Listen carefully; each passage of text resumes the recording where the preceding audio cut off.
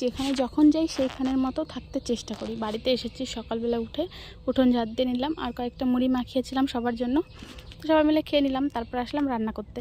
তা সকালবেলায় রান্না করেছি মাছের ঝোল, তো মাছ যেগুলো ছিল ওগুলো দিয়েই রান্না করেছি।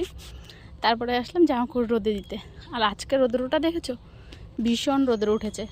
প্রায় 2-3 দিন বৃষ্টি হয়েছে কন্টিনিউ। আর এখন আজকে হচ্ছে রাখি পূর্ণিমা, তো রাখি পূর্ণিমা আমার মেয়ে ও দাদাকে রাখি পরাচ্ছে। আমাকে দাও, আমাকে দাও, দেবে আমাকে দাও মা, দাও। আজকে সাইকেল নিয়ে যাচ্ছি বাপের বাড়িতে, মানে কাজ ছিল একটু, তো ওই জন্যই। তো দেখছি আমাদের এখানটায় মানে চারপাশে দুপাশে হচ্ছে ধান ক্ষেত আর মাঝখান দিয়ে রাস্তা, মানে জায়গাটা খুবই সুন্দর। তো দেখতে পাচ্ছি একপাশে জল আছে। তো রাতে রান্না বান্না করেছি এসে। তো দেখো কি রান্না হচ্ছে, ডাঁটার সবজি, আর এখানে কচু শাকের সবজি আর মাছের ঝোল। এখানে কাতল মাছ আছে। তো বাই।